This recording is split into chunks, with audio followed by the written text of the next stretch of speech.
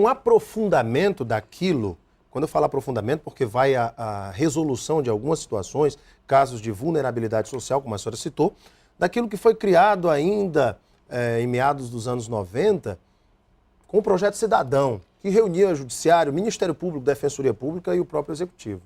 Foi um aprofundamento disso? Na realidade, é um formato parecido, mas o que a gente leva para a população são os serviços do Ministério Público. Perfeitamente. Então, eu posso te exemplificar aqui com vários casos que nos comoveram e que já estão em andamento, e alguns foram solucionados. Vou citar dois de forma bem rápida. No Taquari, nós encontramos uma situação, chegamos na casa de uma senhora que a denúncia era de crianças em situação de risco. Nós chegamos lá, nos deparamos com uma senhora idosa, com 11 crianças na casa, que na realidade não era uma casa, era uma espécie de creche. Na realidade, ela tinha 4 filhos e os 4 filhos estavam na penitenciária cumprindo pena e ela cuidava dessas crianças, mas ela não tinha condição de cuidar. Então, você tinha crianças de todas as idades e ali o Ministério Público teve que intervir. Um outro caso também nós encontramos uma família com uma doença rara. As 4 crianças desenvolveram esse tipo de doença, 2 já tinham perdido a mobilidade dos membros, porque não havia como, não tinha sido feito o procedimento médico adequado na ocasião, e o 3º e o 4º estavam se encaminhando para o mesmo destino, quando o Ministério Público interviu para que essas crianças tivessem o tratamento adequado. Nos deparamos com pessoas idosas, com uma senhora idosa, chegamos na casa, ela abandonada, o filho também drogadito, tinha levado o cartão dela de benefício social e ela estava comendo com um cachorro. Então, são situações, assim, uma coisa que nos chamou muito a atenção, Alan, inclusive no bairro da Sobral, de cada 10 casas visitadas, 4 haviam deficientes mentais. Então, um índice de deficiência, de loucura mesmo, muito grande. E também o uso de remédio controlado muito grande. Depois, a gente fazendo um balanço disso, a gente foi avaliar que a questão do uso exagerado de remédio controlado é porque quando você chega nessas casas, a maioria desses bairros que nós visitamos, e a maioria das casas, eu posso apostar aqui, uns 90% tem casos de drogadição. Então, a maior reclamação das pessoas é com relação à questão da violência, que está relacionada ao tráfico de drogas, e também da necessidade de casas de internação, de um acompanhamento mais eficaz no caso de drogadição. A senhora falou das casas de internação. O trabalho dessas casas, dessas instituições, também é monitorado pelo Ministério Público. O Ministério Público acompanha o trabalho. Recentemente eu entrevistei aqui o promotor responsável, né, pelo acompanhamento a essas casas e inclusive ao patrimônio público. E eu queria saber, doutora, o Ministério Público tem acompanhado a execução desses trabalhos, uma vez que a drogadição é um dos males que acometem as famílias acreanas? Nós criamos, na minha gestão, o NATERA, que é um núcleo de atendimento terapêutico, e um comitê também lá de atenção a essa questão das drogas. E o NATERA foi algo que deslanchou, que foi inclusive coordenado pelo doutor Oswaldo, ele está deixando a coordenação. Exato. O NATERA tem acompanhado essa política, tem acompanhado inclusive casos mais graves de pessoas drogaditas, com dependência e dado encaminhamento. Ele tem feito um trabalho bonito de proposição, inclusive, que a gente está nesse encaminhamento, desse fluxograma, né, da rede de atendimento, porque a gente precisa melhorar nisso. E o trabalho do NATERA, inclusive, foi premiado nacionalmente, ganhou o prêmio do nosso Conselho Nacional do Ministério Público como uma iniciativa, como uma boa prática a ser recomendada para todo o país. Então, foi o único Ministério Público da região norte que ganhou o prêmio, que é uma premiação nacional, e ganhou com esse núcleo, com essa iniciativa.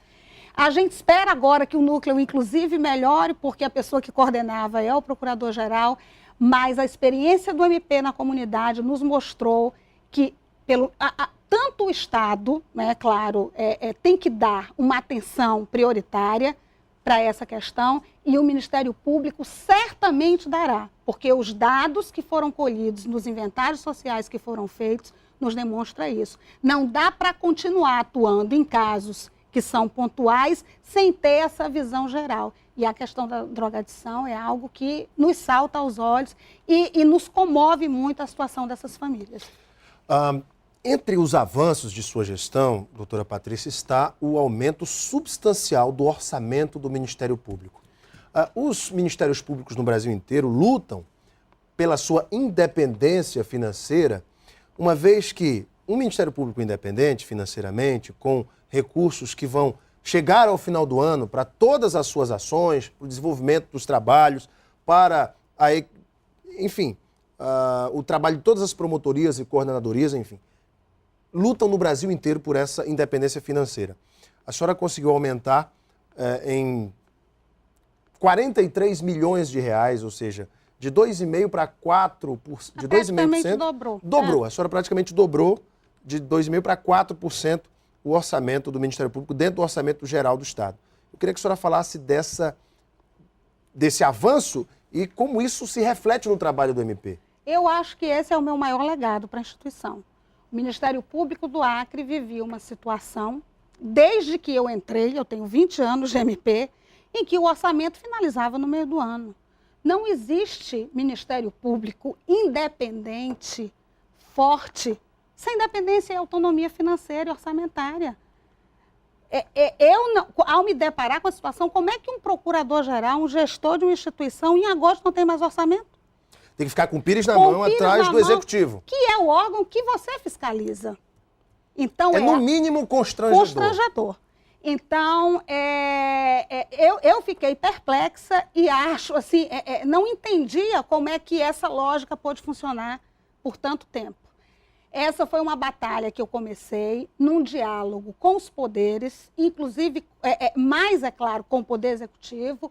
O governador Tião Viana teve a sensibilidade de entender essa questão, nos prometeu que iria ajustar isso até o final da minha gestão. Quando o Conselho Nacional, nosso órgão de controle externo, esteve aqui, foi com ele também e fez esse apelo, porque o Conselho Nacional tinha um mapeamento. Alain, nós tínhamos 2,5%. Eu vou me comparar aqui com o Judiciário, nosso co-irmão. O Judiciário tinha 8%, continua com 8%. Onde tem um juiz, tem um promotor. Nós estamos em todas as comarcas. Nós estamos na esmagadora maioria dos processos judiciais. Essa balança estava muito desequilibrada. E nós fazemos um trabalho extrajudicial 2,5 para 8, isso não existe no Brasil. A média Qual é a proporção no Brasil? A média é você ter 4,6, 3,5 e 5,5, não é? Então, assim, era uma realidade que fugia aos padrões nacionais. Totalmente fora dos padrões, e não existe meu orçamento até hoje. Eu estou sem orçamento desde agosto. E aí você fica atrás das suplementações até dezembro. Essa situação foi corrigida, houve um diálogo com a Assembleia Legislativa, nós fizemos um trabalho de convencimento também dos deputados, né? E finalmente nós tivemos aprovado o orçamento de 4%. O próximo gestor, doutor Oswaldo, vai poder dormir, porque a partir de agosto eu já não dormia mais. Porque o gestor sabe, nós temos uma lei de responsabilidade fiscal que temos a cumprir, nós temos inúmeras demandas a atender e nós temos que investir na instituição. Para você ter ideia, todos os investimentos que foram feitos no MP nos meus 2 anos de gestão, e eu não vou falar nem dos anos anteriores, foram feitos com recursos extra-orçamentários. E aí eu vou fazer aqui justiça àqueles que contribuíram com isso. Nós tivemos recursos do BNDES, onde nós aportamos dinheiro na profissionalização da gestão, contratando a Fundação Dom Cabral, que é uma das, eu não sei se você conhece, mas é a 5ª escola de negócios no mundo. Uma das maiores e mais reconhecidas do mundo em gestão e qualificação. Gestão e qualificação. Ela fez um trabalho com a gente no Ministério Público nesses 2 anos, acho que nós avançamos muito, isso foi dinheiro do BNDES. Toda a virtualização, hoje todas as nossas promotorias de justiça, tanto judiciais como extrajudiciais, são virtualizadas. Você sabe que investimento em tecnologia da informação é algo caríssimo. Esse dinheiro veio do BNDES, senão nós também não teríamos feito isso. E todas as reformas e construções, porque esse é um legado que eu deixo para a instituição, eu deixei assegurada através de emendas parlamentares, recursos para a construção de Sena Madureira, de Acrelândia, que já está em obra, reforma de Cruzeiro do Sul, reforma de Brasileia, construção de Feijó e reforma aqui do nosso prédio. Então, eu brinco com o doutor Oswaldo vai só inaugurar a obra o ano que vem. E isso foram emendas parlamentares. Eu quero agradecer aqui aos deputados Gladson Cameli, ao deputado Taumaturgo, deputada Antônia Lúcia e deputado Cibá, que aportaram emendas para o Ministério Público e nós conseguimos fazer esses investimentos. Doutora Patrícia, o nosso tempo está se esgotando, eu preciso dar um intervalo aqui. Eu vou voltar para o segundo bloco com a doutora Patrícia, mas eu preciso lhe fazer uma pergunta para a senhora me responder no próximo bloco. Durante sua gestão aconteceram 3 grandes operações no Estado. Delivery, Telex Free e G7. Eu gostaria que a senhora me explicasse como foi para a senhora, na gestão do Ministério Público, a participação, a ação do Ministério Público nessas 3 operações. A gente volta logo após o intervalo aqui no Gazeta Entrevista com a doutora Patrícia Rego. Até já.